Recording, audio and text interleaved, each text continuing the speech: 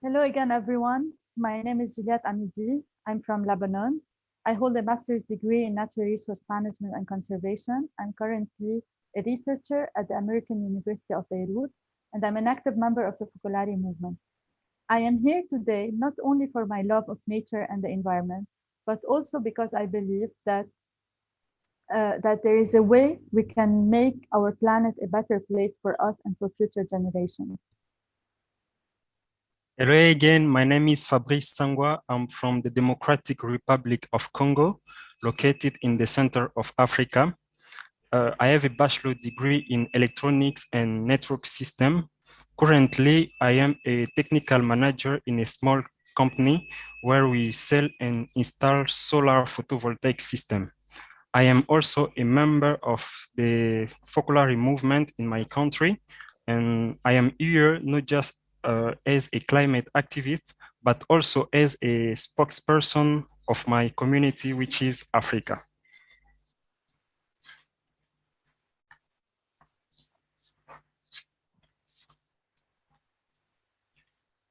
Deforestation, floods, heavy storms, fires, desertification, soil erosion, air and water pollution, and all the natural disasters are the daily news in the world.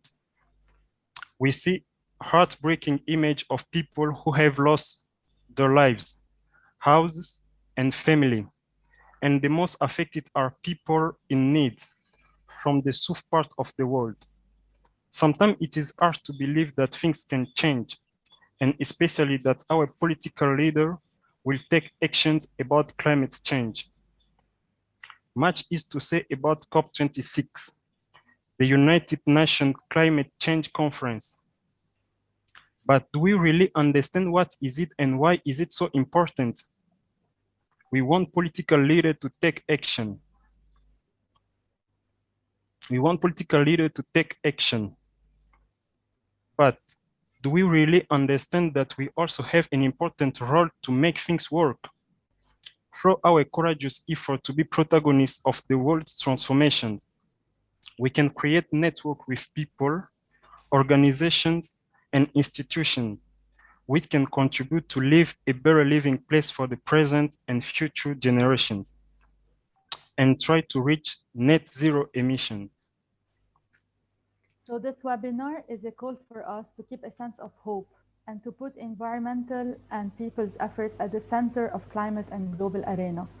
We want to work together with institutions, people, and leaders and respect the context and expectations and relationship with nature and with each other. This webinar is an open space for all those who want to know more about COP26 and how we can act locally. And we have the opportunity to answer some questions about COP26 with two great women speakers, Dr. Lorna Gold and Ms. Tillie Palmer. Welcome, Dr. Lorna and Ms. Tillie. Thanks, Juliette. Lovely to be here. Thank you. Dr. Lona Gold, she's director of the movement building at Faith Invest, chair of the Laudato Si Movement board. She was Laudato Si project coordinator with Trocare, the Irish Catholic Agency of International Development, which coordinates the work on climate action within the faith community. She has been leading the work to get the Catholic Church in Ireland and globally to diverse from fossil fuels.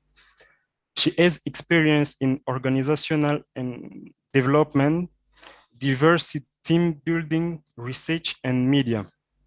She has published books and academic articles in areas related to faith, finance, and sustainable development. She lectures in climate justice and social policy in Maynooth University. She completed her PhD in Glasgow University, focusing on the area of sharing economy within the Department of Geography. Ms. Tillie also that is with us today, she grew a passion for environmental action through a love of nature and great outdoors. She holds a degree in physical geography from the University of Nottingham. and a master's degree in environmental leadership and management, focusing especially on ecological conservation. She is part of the church in England, and her Christian faith plays a big role in her pursuit of environmental harmony and justice. She has worked with many youth groups and run many youth seminars on environment in order to encourage and inspire the next generation of young environmental leaders and provide them with a sense of hope for the future. She currently works as a program officer on the Faith Plan program run by Faith Invest and WWF Beliefs and Values program. So now let's start with the big question, of course. Dr. Lorna, what is COP26 and what is its goal?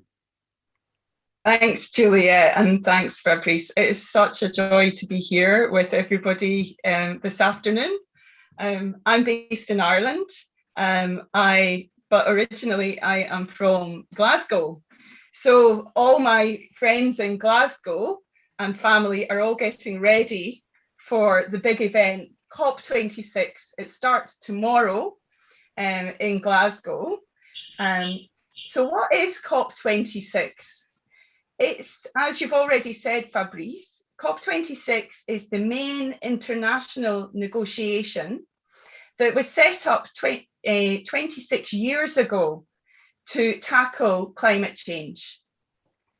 The title COP, C-O-P, stands for Conference of the Parties. So it's the different countries of the United Nations and other parties that signed originally the Kyoto Protocol in 1995. And now we have its successor, an international treaty called the Paris Agreement, which was signed in 2015. So you should know COP takes place every year. Countries come together for very long, important negotiations to see how they can tackle the environmental crisis of climate change. They meet in different countries, which take turns at chairing the climate change talks. So this year, the United Kingdom and Italy have co-chaired the presidency of COP. And there was a pre-COP in Milan, which some of you might have heard about. And now the venue for the COP starting tomorrow is my home city, Glasgow. So as I said, 26 years they have been talking. That's a long time to talk about tackling climate change. I don't think anybody thought back in 1995 that they would still be talking about climate change 26 years later. We can all see that this is a really difficult global challenge. In fact, what is so evident, as we'll come on to talk about, is that you can't solve climate change. We can't keep our atmosphere safe from emissions unless we tackle the other pressing problems the world's facing today. Climate change has resulted from the fact that we have an economy, we have a society which hasn't been designed to tackle global emissions. It produces emissions. This year is very important because partly there was no COP last year due to COVID, and partly because I think all of us, you're from all over the world on this call, we can see the impacts of a rise in climate temperatures with our own eyes. There's a real sense of urgency. So there are many objectives for COP26. Firstly, to keep the hope of keeping global temperatures below 1.5 degrees Celsius alive. Why do we say keep it alive? Because currently we're still heading in the wrong direction. The world is heading towards 2.7 degrees Celsius rise in temperatures. So it's important that we keep that hope of 1.5 alive. The second ambition of COP is to deliver adequate finances to the poorer countries to meet the rising costs of climate change.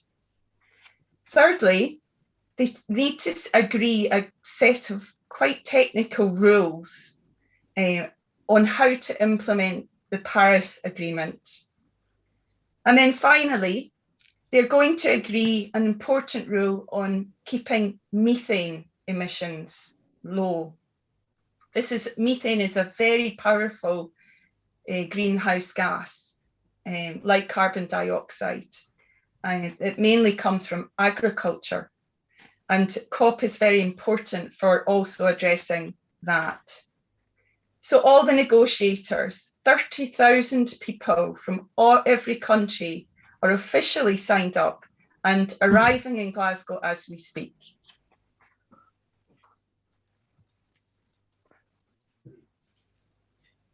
Thank you, thank you. This is great. So why is it so important, and how can we engage locally? What do you think, Tillie? Great, thank you.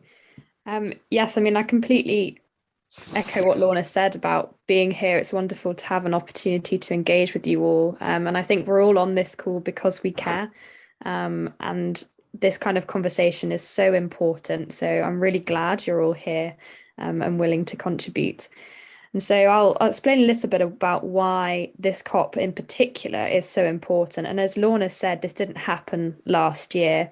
So we've got a lot to pick up in a way.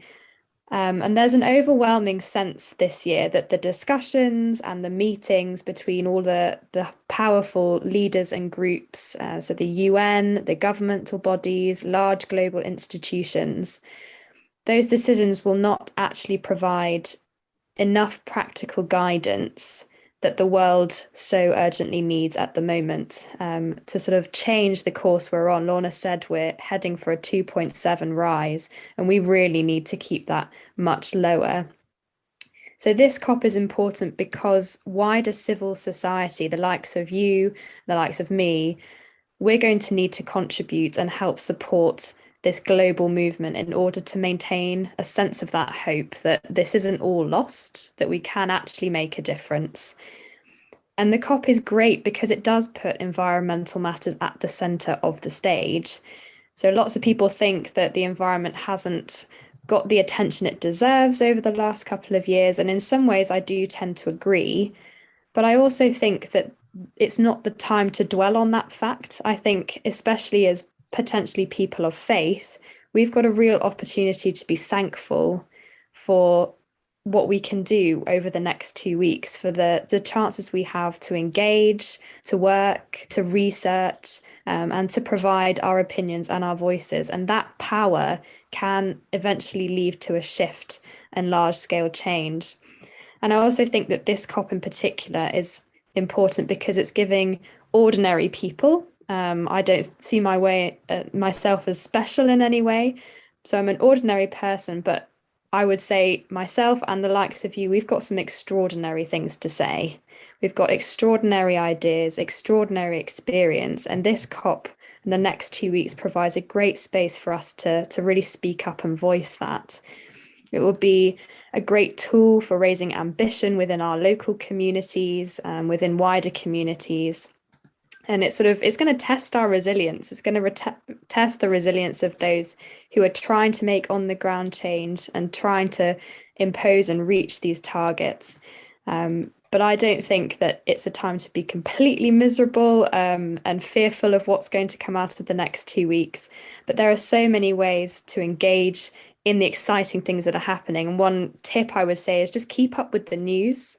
Look at social media, and if something that's been reported on within the COP grabs your attention, take that issue and research it further. You can find all kinds of groups working on specific environmental issues, charities, local campaigns within your areas, global movements that you can find out about and get involved with. I could give one example in the UK of the YCCN, that's the Young Christian Climate Network, who have recently done a pilgrimage to COP. So they've made their way to Glasgow campaigning on environmental matters. And that's just one way that other people within local communities have been able to get involved and show that they do have a passion and that they are caring about these issues. Thank you, thank you. Dr. Lorna Gold, something to add?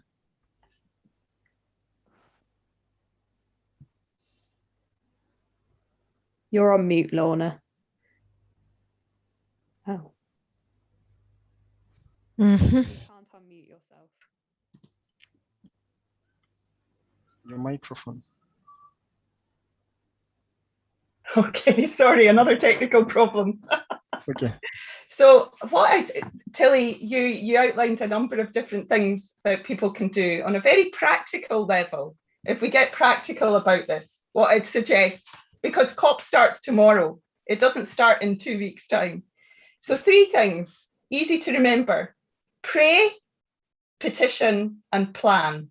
If you can remember those 3 P's, to pray, to petition, and to plan. So to pray, it's about really having these negotiations in our hearts, and we believe in the power of prayer. And we can pray on our own, of course. We can pray every morning in our focolare centres, in our parishes. And it's really important we come together to pray for the COP, because the problem of climate change is a collective problem. It's something we need to resolve together. It's about community action together. So even also praying in nature. Why not hold a prayer service? Why not have a meditation together, multi-faith or Christian or whatever, on your own? So praying. The second thing is petition. We need to raise our voices. Even at this last minute, each of us can raise our voices to ask for our own governments and global leaders to make the changes we need for future generations. Now, there's a wonderful petition which Pope Francis has given his blessing to, and is being spread by the Laudato Si Movement, which Focolare and others are joined in this giant network together. So I think they're going to put the link to the petition in the chat. It's, if you put Healthy Planet, Healthy People petition into the internet anyway, you'll find it, but hopefully the link to it will appear at some point in the chat. So join the petition, share the petition, so that we can raise all the voices of faith, people of faith, together. And at the COP, together with other leaders, other people, I'll be presenting the petition to the COP presidency later this week. And finally, to plan. The thing that we often think about climate change or ecology is that we have to do it all on our own. But it's not really only about doing all our little things. Yes, we need to do those, what Pope Francis calls them, noble acts, like remembering to put your litter, not to litter, or not to waste. Little noble acts. But we can do so much more. We need to make very practically all of our institutions, all of our centres, all of our homes sustainable and reduce our emissions. So this is something that all of us can do in different ways, finding our community. And the initiative that Tillie and myself are both involved in is called Faith Plans for People and Planet. And this Faith Plans, which connects with the Vatican's Laudato Si Action Platform, which I know many, especially from a Catholic point of view, are involved in. The Faith Plans is going to be launched at a community level in Glasgow by the Focolare in collaboration with the Al Bayt Global Muslim community next weekend. So we're absolutely thrilled that this is going to be launched in Glasgow at a local community level. If you want to know about how to do that or how to get involved in that, you can go on to faithplans.org and find out how you reduce your emissions as a community.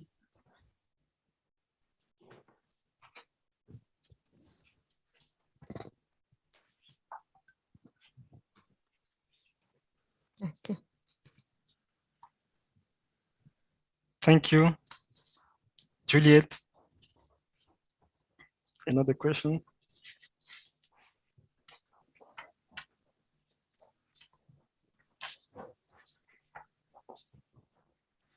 Tillie, Really? it seems to be frozen. Yes, okay. Yeah, okay. Sorry. So I was saying that through the word now we are seeing how youth are leading the change. So what do you think is the specific role of youth in the run-up of COP26 and beyond? My question is addressed to Tillie. Great, thank you.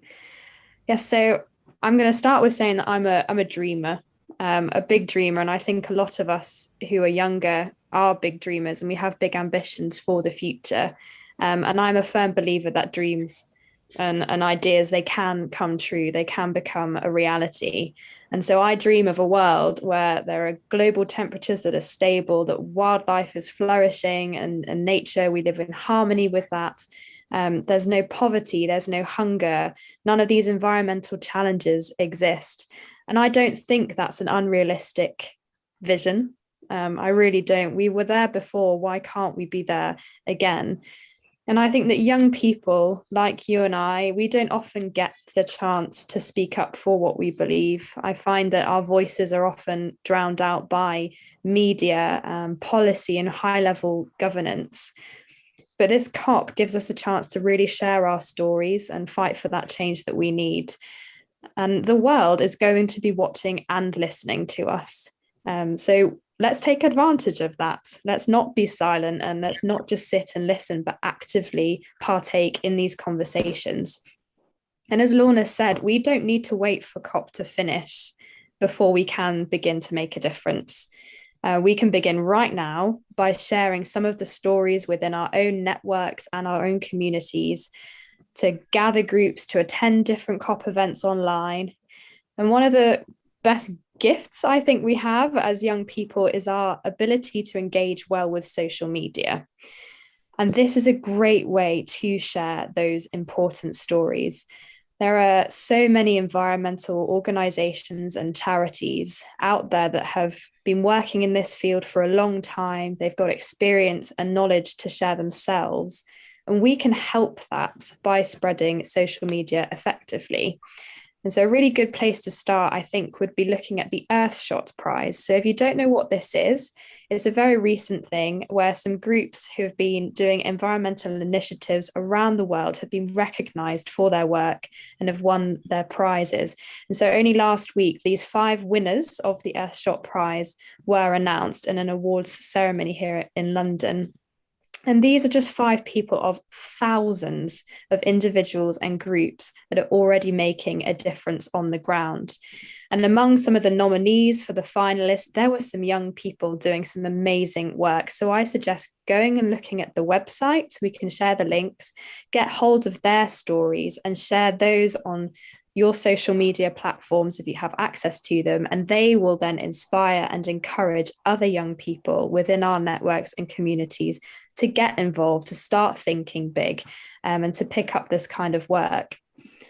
And we can also be really attentive during the COP, the 2 weeks that we have, to the young groups that are going to be present. Now, there are going to be sort of youth groups at work, climate activists that are sort of much younger than your average climate activist present at the COP. And so we can follow them, we can get to know what they're doing, and sort of learn from them and how we can then advocate and change. And then something very simple, we're good at learning. We're in that stage where we love to learn, we love to receive knowledge. So get a pen, get a notebook, a piece of paper. If you attend events, take some notes, and then you can go out and share those within your younger networks as well. But we can also, as young people, be really sort of active in intergenerational conversations. So we can share our sort of younger thoughts and ideas with the older generations, but we can also learn from that knowledge and experience that the older generations have to share with us. So get stuck into those conversations. And I mean, we all know, as the younger generations, we are faced with the enormous task of trying to deal with the complex environmental issues over the coming years. And I am very confident that we can do this, and we can do it with purpose. So I don't know about you, but sometimes I can feel an overwhelming sense of despair in a way when faced with the sort of enormity of this challenge. And it often feels like the older generations, the current world leaders or experts and decision makers don't quite understand what we face. And so just to finish this question, I'd like to highlight that actually we're all leaders, and we have a responsibility to play our part. And we can do that as younger leaders. I mean, to lead, that doesn't mean you need to stand at the front of the stage and shout about what we need to do and why we need to do it. Some of us don't have that opportunity, and we can't all be Greta Thunberg. I mean, she's incredible and has done some great work, but we don't have that platform. But I think that a leader is just simply someone that sets an example for someone else to follow, even if that's just one single person. A leader is someone that has an idea and doesn't shut it away in a box. A leader is someone that recognizes knowledge, skills, and gifts that we have and decides to intentionally use those for the better. And so I think young leadership should extend way beyond COP, and it will extend way beyond COP. And we can start by putting those examples in our daily lives now. We can put those on our social media. We can talk to our neighbours. And that's just how this sort of young leadership can get really going in these environmental matters. So it starts now, and it starts with you. Thank you, Tillie. Thank you. That's so beautiful. And so, what is the role of faith-based organization during and after COP26? We can go on with Dr. Lorna Gold. Thanks, Fabrice. And just to echo that, what Tillie just said, I think this idea that we're all leaders is so important when it comes to tackling climate change. COP26 is about much more than what happens in the negotiating rooms. As I mentioned at the start, the reality of our world today is that our global system is broken. And as Greta Thunberg said in a media article just the other day, nobody is coming to save us when it comes to climate change. Whilst the COP is really important to continue to pressure for governments to do everything that they can, we can't expect that the governments are going to, we can't take a gamble. It's like a big game of poker. If we were to take a gamble that the world leaders are going to deliver everything we need in time, I think we'd be a bit foolish. So we need to keep the pressure up, but this is why the question of what faith organizations are doing is so important. Because whilst the negotiators are in the meeting rooms and they're talking, and we'll be trying to pressure them, outside that, there's thousands of people, and all the major faith groups are represented there. For the world leaders to know that we are counting on them, that we are asking them to live up to their promises. We'll be out on the streets with all the different faiths together next Saturday. And right across the world, people will be mobilizing next Saturday for a global day of action in every city across the world. So that's something that can be done with all the faith communities. Many faith groups have also travelled to Glasgow as a pilgrimage, making the pilgrimage on foot, by cycle. And I saw a young boy I know, not young boy, a young man I know from the west of Ireland is arriving on a sailboat to Glasgow tomorrow. I hope the weather's not too bad for him. But using creativity as people of faith arriving in Glasgow or wherever we are, to make a point that we really care what happens, as Pope Francis has. And people of faith all over Glasgow and Scotland, one of the beautiful things is hospitality, that people have opened their doors to young pilgrims coming from all over the world into their homes, offering hospitality to them. But I think a very serious note is that if COP, as if it doesn't live up to expectations, where is the leadership going to come from to address this crisis in the next decade? And I think that faith communities, led really by the initiative of Pope Francis by Laudato Si, but also on the 4th of October this year, has set out that faiths are going to step up now and play their part in tackling this challenge in line with faith values. All the world's faiths say something very important about care for the earth. Some perhaps have not really paid attention to that over the past few decades, but I think now is the time for faith communities to really step forward and to be coherent with our deepest values, which speak to us of God's presence in creation, God's love for other species, not just the humans, and the need for us to care, to have this deep culture of care. So after COP, I think there's going to be a huge responsibility on all the different faiths to come together to take bold action on carbon emissions, on sustainability, on care for nature. And as I've already mentioned, through the Faith Plans programme, faithplans.org, faith groups all over the world are already signing up to make a plan. When we want to do something important in life, we usually make a plan. It can be a simple plan, but you have to have a plan. And Pope Francis asks us to come up with a plan. It's not going to be one just big global plan, but it's going to be lots of plans that involve all of us and our communities in setting out how we're going to do our part to tackle these big global challenges.